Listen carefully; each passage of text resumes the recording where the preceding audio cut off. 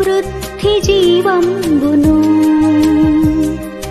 సమృద్ధిగా మాకిమ్ము. నెమ్మదిగల ఇల్లు నిమ్మళ మగు మనసు ఇమ్మహిలో మాకిమ్మయ్యా. ఇమ్ముగా దయచేయుము గిన్నె నిండిన అనుభవము.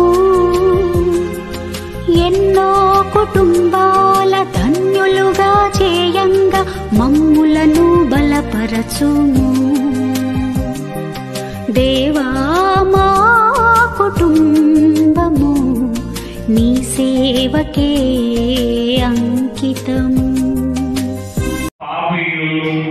ఎక్కడ నిలుతురు ఆలోచన చేయండి. నీతిమంతుడే దుర్లభంగా అయిపోయాడు అనుకోండి, నీతిమంతుడే దుర్లభం అయిపోయాడు అనుకోండి, నీతిమంతుడే ఆయనే పాడైపోయాడు అనుకోండి. బైబిల్లో ఏమనుంది? నీతిమంతులు పునాదులు పాడైపోగా నీతిమంతులు ఏమి చేయగలరు? పునాదులు పాడైపోగా నీతిమంతులు ఏమి చేయగలరు?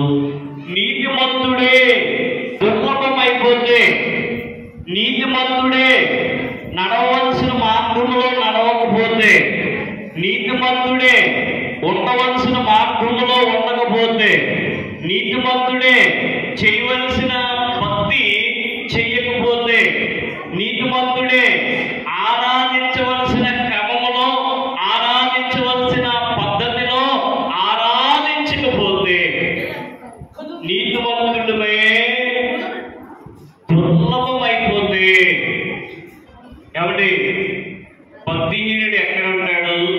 పాపి ఎక్కడ నిలవబెడతాడు?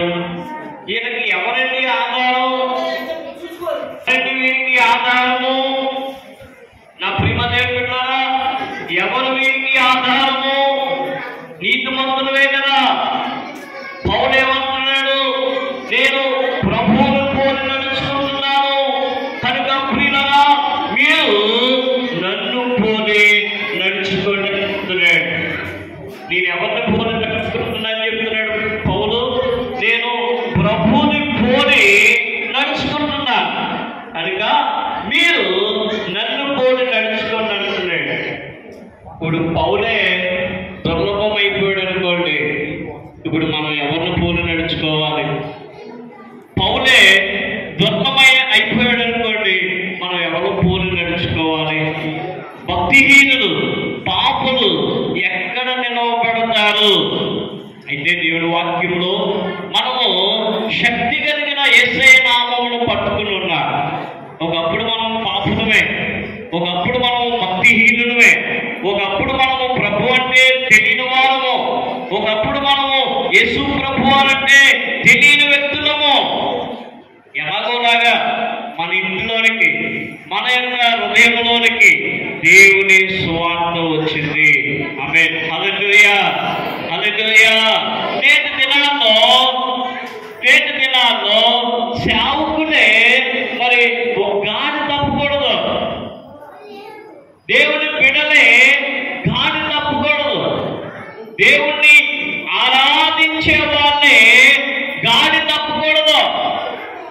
ఆదివారం ఎంత పనున్నా దేవుని సన్నిధిలోనికి వచ్చే, ఆదివారం ఎంత పనున్నా దేవుని సన్నిధిలోనికి వచ్చే. ఒక్కొక్కసారి చాలా మంది ఆదివారం నాడే పని చేయడానికి వెళ్తారు, ఆదివారం నాడే పనిలోకి వెళ్తారు, ఆదివారం నాడే పని పెట్టుకుంటారు. ఎందుకు బ్రదర్, ఎందుకు సిస్టర్ అని అడిగితే మా కుటుంబము కొద్దిగా ఆర్థిక పరిస్థితుల్లో ఉందండి, అందుని బట్టి నేను తప్పక వెళ్ళాల్సి వస్తుందండి అని చెప్తారు. ఒక మాట చెప్పడా, ఆదివారం నాడు నీవు ఏదో కొంత సంపాదించుకుంటున్నావు అని వెళ్తున్నావు, అక్కడ 2 అంతలు ఖర్చు అవుతుంది. మనం ఎక్కడికి వెళ్తున్నాం? ఒక అంత సంపాదించుకోవడానికి వెళ్తున్నాం, కానీ అక్కడ ఏమవుతుంది? 2 అంతలు ఖర్చు అవుతుంది. ఎందుకంటే నీతిమంతుడు ఎక్కడున్నది? నేనైతే దేవుని మందిరములో పచ్చని ఒలీవ చెట్టు వలె ఉన్నాను, నీతిమంతుడు నీతిమంతుడు పాపంలో పడిపోకూడదండి. మనము ప్రభువుని నమ్ముకున్నాం, మనము యేసు ప్రభువాన్ని విశ్వసిస్తున్నాం, యేసయ్యలో నడుస్తున్నాము.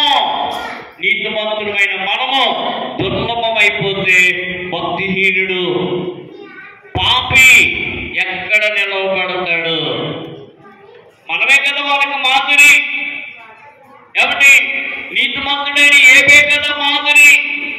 భార్య ఏబుని ఎందుకయ్యా అని అన్నప్పుడు నా విమోచకుడు సజీవుడు అంటున్నాడు ఏబు. ఏమిటి? స్నేహితులు వచ్చి నీకెందుకు ఈ సమస్య, నీకెందుకు విడిచిపెట్టే దేవుణ్ణి అని చెప్పుకుంటే ఏమేమంటున్నాడు? నా విమోచకుడు సజీవుడు. ఆయనకి గోపుకోవడానికి గోటు కూడా లేవు, వేలు కూడా లేవు, ఉన్నంత స్కిన్ ఎలర్జీ, ఈ శరీరం అంతా దురదొచ్చేస్తుంది. అయితే ఏం చేస్తున్నాడో తెలుసా? సీతాపెట్టు తీసుకుని ఆ సీసాపెట్టుతో తన శరీరాన్ని రుద్దుకుంటున్నాడు.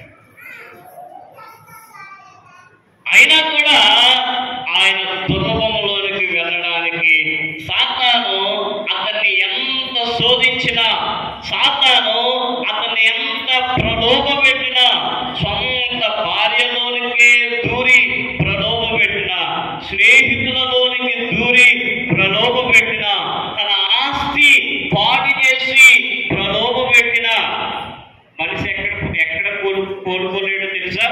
ఒకటి, కుటుంబం మీద దెబ్బ పడినప్పుడు, 2 ఆస్తి మీద దెబ్బ పడినప్పుడు, 3 ఆరోగ్యము మీద దెబ్బ పడినప్పుడు, ఈ 3 మీద